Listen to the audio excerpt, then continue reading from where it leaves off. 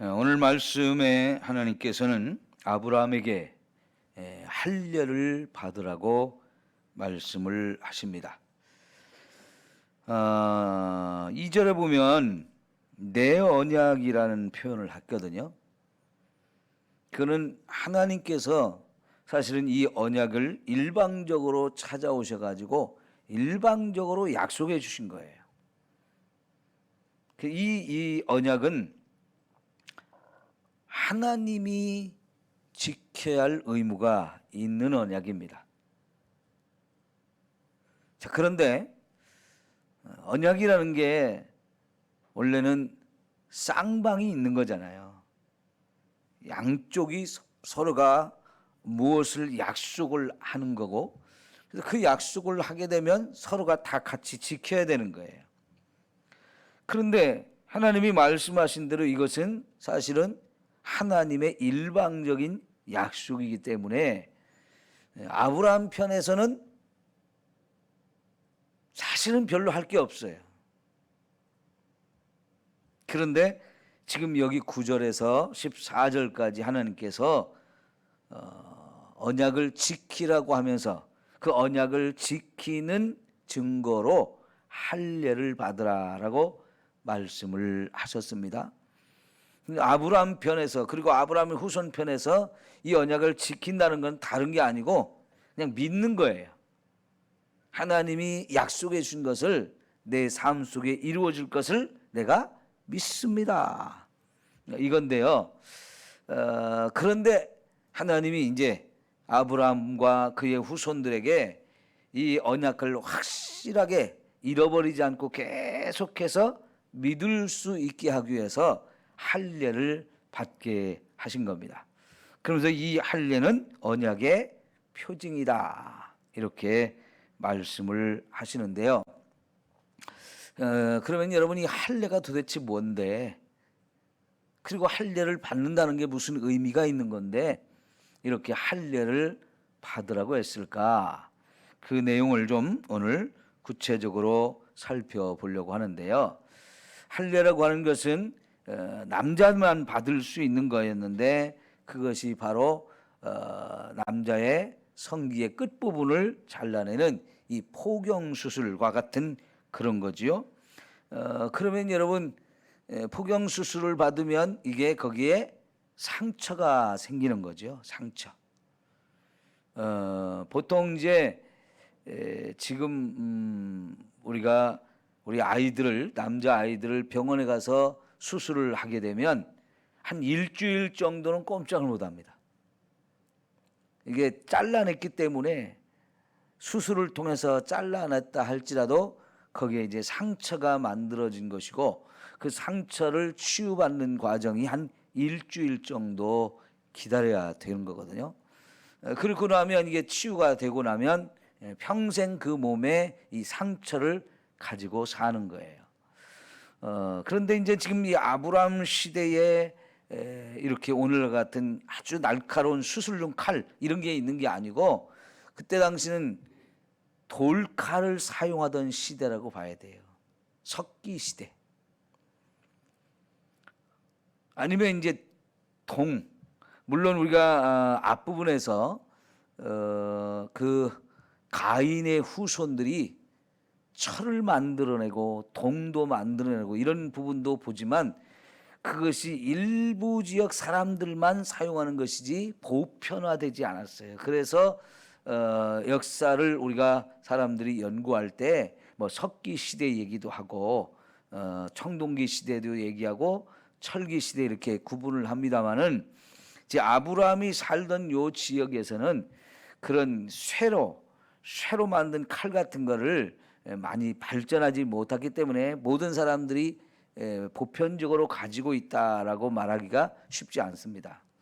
그래서 이 당시에 이 수술을 하는데, 할례를 받는데 돌칼 같은 것을 사용했다고 봐야 되는데, 그러면 여러분 생각해 보세요. 돌칼을 아무리 날카롭게 만들었다 해도 그걸로 살을 벤다, 칼로 베는 거하고는 엄청난 차이가 있는 거죠.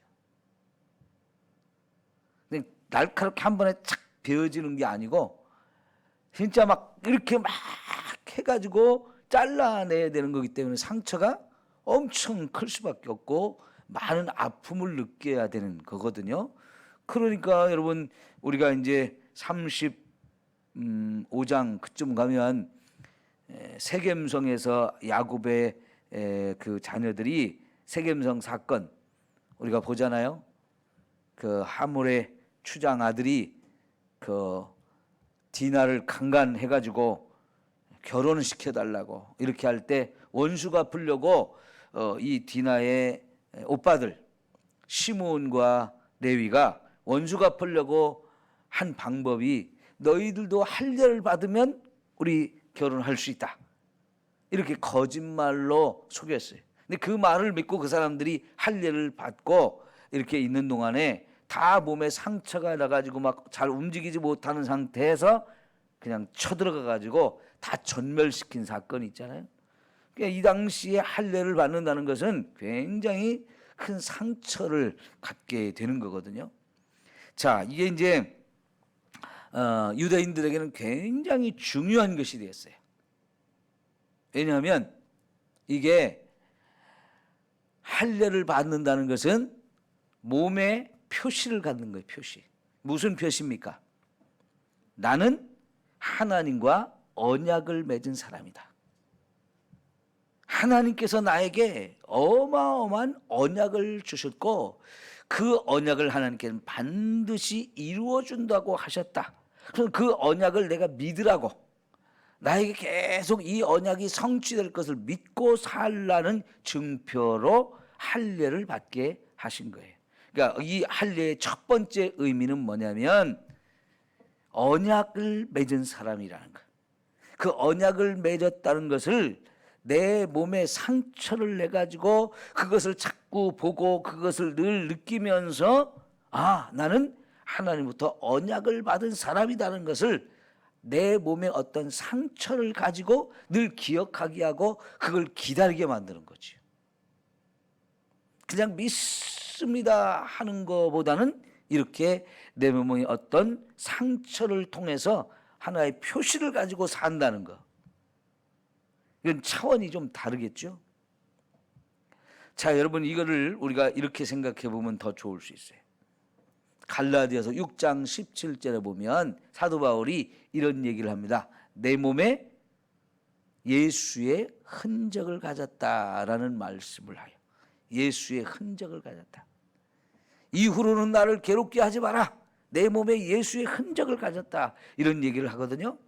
근데 사실 그 얘기를 하면서 그 전에 뭔 얘기를 많이 했느냐면 할례 받는 얘기를 많이 했어요. 예수를 믿고 나면 할례는 이제 의미가 없다는 거예요. 그 대신 우리는 뭘 받느냐? 할례 대신 세례를 받는 거예요. 세례를.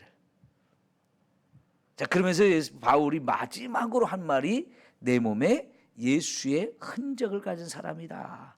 그 구약 시대의 유대인들이 할례 받은 걸 자랑하고 그 할례를 받은 그걸 나타내면서 우리는 아브라함의 후손이고 구원받은 사람이고 뭐 이런 얘기들을 막 떠드는데요. 바울은요, 그거 할례는 아무 의미가 없다. 이제 예수를 믿어야 된다. 그 얘기를 하면서 사실은 자기는 할례보다 더한 예수의 흔적이 내 몸에 있는 사람이다라고 말했는데, 예수의 흔적이라고 표현한 게 뭘까요? 마치 예수님께서 십자가에 죽기 전에 어마어마한 채찍을 맞았어요. 온몸이 막 갈기갈기 다 찢겨졌어요. 그러죠?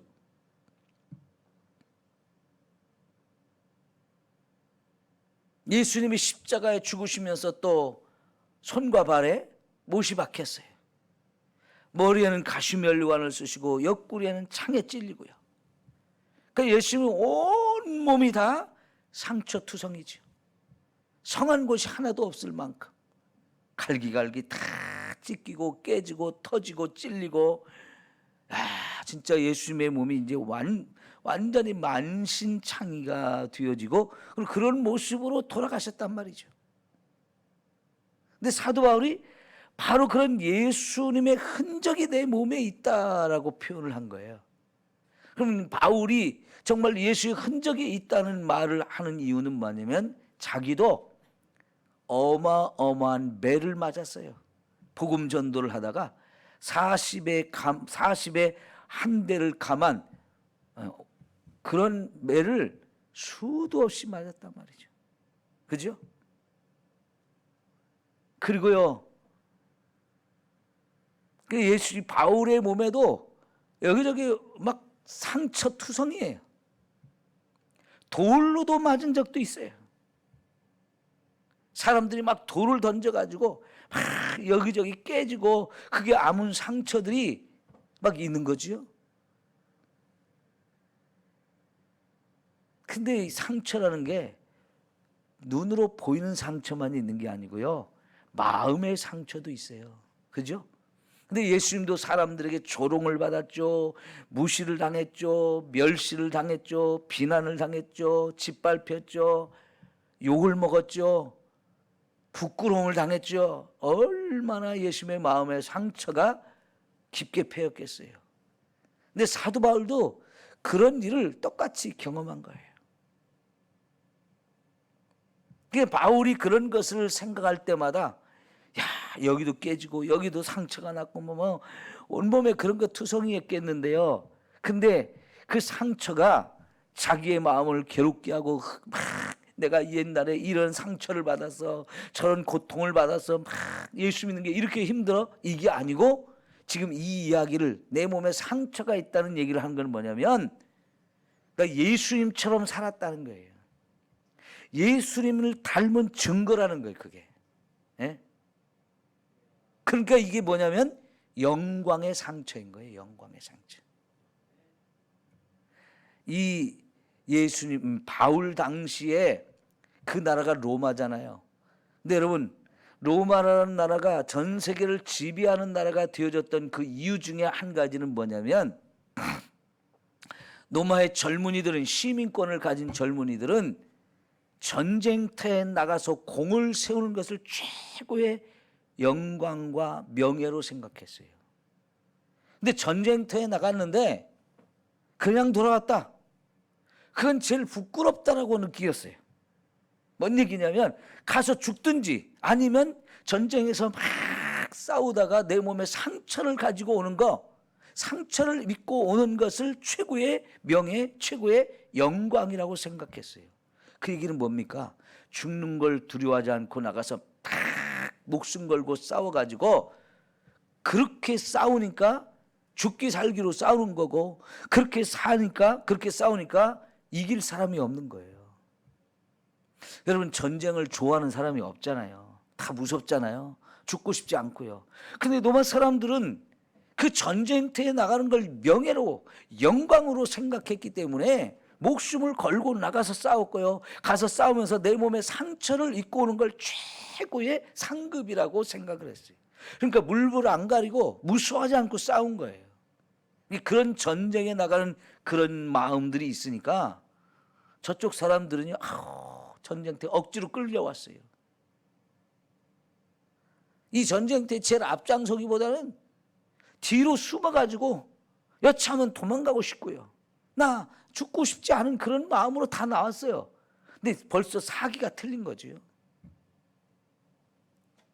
여러분 사도 바울과 초대교회 이 사도들은 복음을 전하면서 엄청난 고통들을 경험했어요. 핍박과 환난과 어려움들, 쫓겨나고 무시당하고 옥에 갇히고 먹지 못하고 자지 못하고 이런 수많은 어려움들을 겪는데 그러면서도 그들은 기쁨이 있었어요. 왜?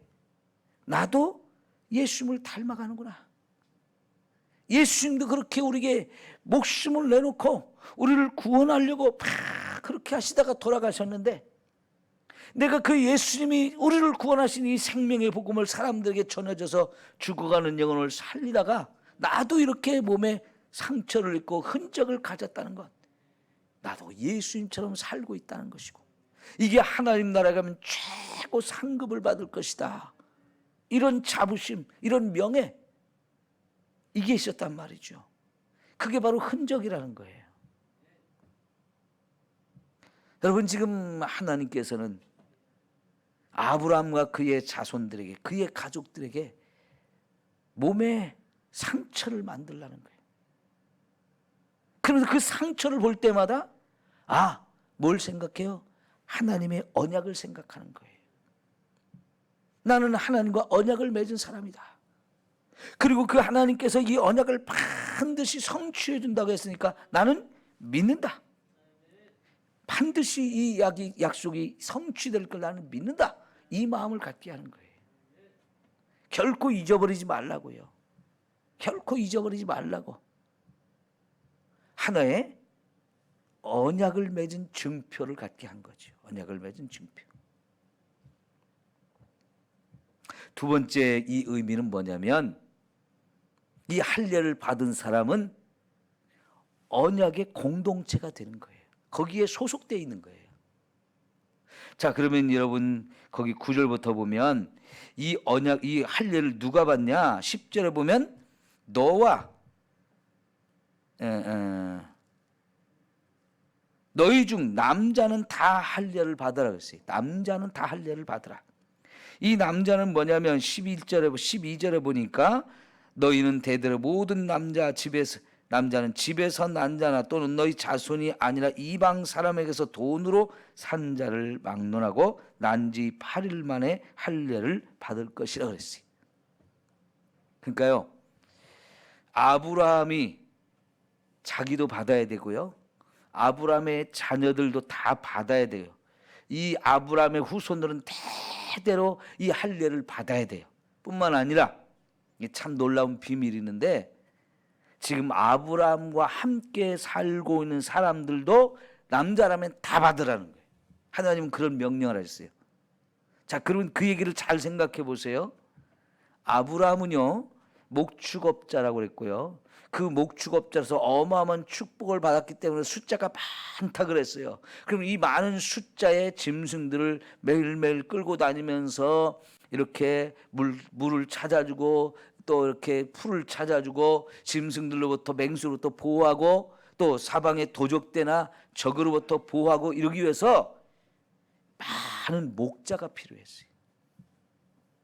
근데 이 목자들은 단순하게 생각하시면 안 돼요. 이때 목자들은 그냥 막대기, 지팡이, 돌멩이 이런 정도만 가지고 다니는 사람들이 아니고요, 많은 군인들이 거기에 필요한 거예요. 왜냐하면 이걸 지켜야 되기 때문에. 그래서 여러분, 아브라함이 전쟁터에 참여할 때에 자기 집에서 몇 명 데리고 갔어요? 318명을 군사를 데리고 갔다고 그러거든요. 그럼 여러분, 적어도 전쟁터에 가려면 힘이 센 장정들이에요. 전쟁터에 나가서 싸울 만한 힘을 가진 그런 사람들이란 말이죠. 그런 사람만 있는 게 아니고, 이 아브라함과 함께 이 수많은 가축을 거느리고 있는 사람들의 숫자가 그들의 아내도 있을 거고 그들의 자녀도 있을 거고, 그리고 아브라함 집에는 또 종들도 많이 있었어요. 그리고 그 종들이 또 계속 나아가지고 그 종들의 자녀도 있어요. 그러니까요, 이 아브라함은 작은 무리가 아니고 그 가축들과 함께 다니기 때문에 굉장히 큰 무리가 함께 다니는 거예요. 근데 그 사람들도 다 받으라는 거예요. 왜 그들도 다 받아야 되느냐? 하나님을 아브라함만 그리고 그 후손만 믿는 게 아니고, 아브라함과 지금 함께 살고 있는 이 공동체 전체가 다 하나님을 믿는 사람들이 되어야 된다는 거예요. 그러니까 여러분, 23절을 볼까요? 이 아브라함이 하나님이 자기에게 말씀하신 대로 이날에 그 아들 이스마엘과 집에서 태어난 모든 자와 돈으로 산 모든 자, 곧 아브라함의 집 사람 중, 아브라함의 집 사람인 거예요, 이 사람들이. 그러니까 아브라함과 그 이스마엘과 또 집에서 종들이 들어와 가지고 난 자녀들, 그것도 다 아브라함의 종이죠. 근데 그런 사람들만이 아니고 돈으로 산 사람들, 그리고 함께 살고 있는 모든 사람들을 다 할례를 받게 했어요.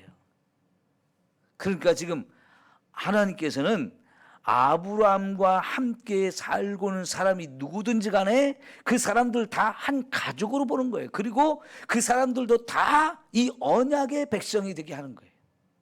그들에게도 하나님의 언약이 성취된다는 거예요. 이게 참 놀라운 비밀이 있어요.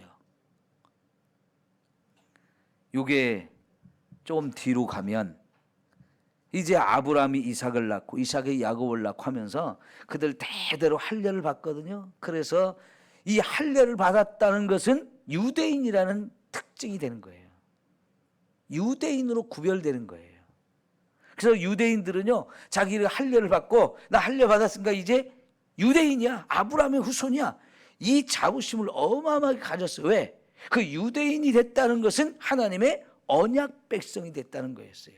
그런데 하나님은 여기서 처음 그 할례를 행할 때부터 육신의 혈통을 가진 그 아브라함의 후손만이 아니라 지금 아브라함과 함께 살고 있는 모든 사람을 다 여기에 포함을 시키는 거예요. 왜 그럴까요? 하나님께서는요, 창세기 12장에서 아브라함을 불러내실 때부터 너를 통해서 천하 만민이 복을 받게 하겠다. 이게 하나님의 계획이고 뜻이에요. 아브라함 한 사람만 선택한 거로 끝나는 게 아니에요. 나머지는 다 버린다가 아니에요. 아브라함 한 사람을 통해서 그 사람의 복을 주면서 그 복이 아브라함을 통해서 세상 모든 사람들에게 다 흘러가게 하는 거죠. 지금 하나님의 그런 계획이 있기 때문에 비록 지금 아브라함에게 돈을 주고 팔려온 종이 됐든 또 아브라함한테 와서 직업을 얻어서 거기서 함께 살고 있는 사람이든 간에 다 아브라함의 집 사람이라는 거죠. 그러니까 그들이 목숨을 걸고 전쟁 때도 함께 갈 수 있는 거예요. 이 사람들은요, 굉장히 중요한 공동체 의식을 갖고 있어요. 왜냐하면 아브라함과 지금 함께 살면서 아까 말씀드린 대로 주변에 있는 사람들이 이걸 도적질하러 오면요, 목숨 걸고 싸워야 돼요. 그래서 이 양떼를 지키고 소떼를 지켜야 자기들도 밥을 먹고 살 수 있는 사람들인 거예요. 여러분, 이 중동 지역에서는요, 수많은 도적떼들이 많이 있었어요. 여러분 혹시 아라비안 나이트라든가 이런 책들을 좀 보셨나요? 그 아라비안 나이트에 나오는 많은 얘기들 중에요, 알리바바와 40인의 도적 이런 얘기들이 나와요. 그 얘기는 뭐냐면 그들이 아랍의 대부분 사는 사람들이 사막에서 이렇게 살면서 먹고 살 방법이 없다 보니까 도적질을 많이 하면서 살았어요. 때를 이어서 막 적을 쳐들어가 가지고 싹 쓸어 갖고 오는 거, 그걸 갖고 먹고 사는 거. 그러니까 그들이 도둑질 해갖고 와가지고 동굴 속에 그걸 딱 감춰놓고 그걸 그냥 하나씩 하나씩 꺼내서 먹고 살고 팔아서 먹고 살고 그러는데 그 동굴 입구를 열려라 참깨, 닫혀라 참깨, 이런 걸 해야 이게 열리는 그런 얘기가 나오잖아요. 그러니까 그게 다 뭐냐면 그 지역에 사는 사람들이 다 도둑떼가 많았어요. 그러니까 지금 아브라함의 이 양떼, 소떼 이것도 노리는 도적떼들이 수없이 많다 보니까 그걸 지키기 위해서는 많은 군사가 필요한 거였어요. 그래서 아브라함이 전쟁 때도 갈 수 있었던 이유가 그런 사람들이 함께 있었다는 거죠. 그러면 이 아브라함의 그 군사 전쟁 때 같이 간 사람이 318명이라면 함께 다니는 가족들은 1000명이 넘는 사람들이라고 봐야 돼요. 어마어마하게 큰 규모가 지금 때를 이루어서 살고 있어요. 근데 그들을 다 할례를 받게 했다는 거죠. 여러분, 그 얘기는요, 하나님은 지금도 마찬가지지만 그때부터 이미 이 세상에 있는 모든 사람들에게 복음을 전해서 이 세상에 있는 모든 사람이 다 구원받기를 원하신다 하는 거죠. 그런데 그 하나님의 백성이 되려면 어떻게 되냐? 할례를 받으라는 거예요. 그래서 여기 14절에 보면 할례를 받지 아니한 남자 곧 그 포표를 베지 아니한 자는 백성 중에서 어떻게 해요? 끊어버린다. 그가 내 언약을 배반하였음이니라. 나는 할례 안 받을래. 그런 사람은요, 이 하나님의 언약 백성에 들어올 자격이 없다는 거예요. 지금 아브라함과 함께 살고 있거나 아브라함의 후손으로 태어났는데 나 할례 안 받을래, 이러면 그 사람은 어떻게 하냐? 그건 하나님 백성 자격이 없는 거예요. 그 사람 끊어버리는 거예요. 이거는 한마디로 표현하면요, 천국을 못 들어오고 지옥에 멸망을 당할 사람이라는 뜻이에요. 그러니까 그만큼 할례를 받는 것이 이들에게는 중요한 문제였어요. 하나님 백성에 소속된 거냐 아니냐, 언약의 백성이 되느냐 안 되느냐, 하나님 주신 축복을 받느냐 못 받느냐, 이 증거가 할례라는 거였어요. 오늘은 제가 여기까지만 설명을 드리는데요, 아직 두 가지 의미가 더 있거든요. 그래서 이제 더 살펴봐야 되는데, 어쨌든 여러분, 이것이 신약으로 오면 세례로 바뀐다고 말씀드렸죠. 그러니까 여러분, 마태복음 28장 끝에 보면 예수님이 제자들을 보내면서 너희가 가서 내가 너희 가르친 모든 것을 사람들에게 가르쳐 지키게 하라. 내가 너희에게 분부한 모든 걸 가르쳐 지키게 하라. 그를 내 제자로 삼아라. 그리고 그들이 세례를 받게 해라 그랬어요. 가서 내 제자를 삼아가지고, 제자를 삼아서 반드시 세례를 받게 하라 그랬어요. 이 세례는 바로 할례와 비슷한 의미가 있는데요, 세례를 받아야 확실하게 예수님을 믿었다는 증거가 되는 것이고, 그러면 구원받은 사람이라는 뜻이 되어지는 거예요. 여러분, 그러니까 세례와 할례가 얼마나 중요한지 우리가 알겠죠? 우리는요, 내가 하나님 자녀로 구원받았다는 확증을 가져야 돼요. 그래서 사도 바울처럼 내가 내 몸에 예수의 흔적을 가진 사람이다, 흔적을 가진, 상처를 받은 사람, 상처를 가진 사람이다. 그걸 영화롭게 생각하고 그걸 명예로 생각할 수 있는, 상급을 받을 수 있는 조건으로 생각하는 이런 대단한 자부심과 확증. 예수를 나의 구주 삼고 성령과 피로써 거듭나니 이 세상에서 내 영혼이 하늘의 영광 누리로다. 이것이 나의 뭐예요? 간증이요. 그랬죠?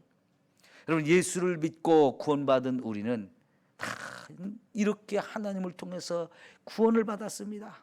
예수를 믿고 구원받았습니다. 예수 믿으면 이렇게 구원받는 겁니다 라고 하는 확실한 간증이 있어야 되는 거예요. 내 마음에 확신이 있어야 된다는 얘기예요. 나는 이제 천국 갑니다. 예수님이 나를 그렇게 만들어 주셨습니다. 이 확신, 이게 너무너무 중요한 거예요. 기도합시다.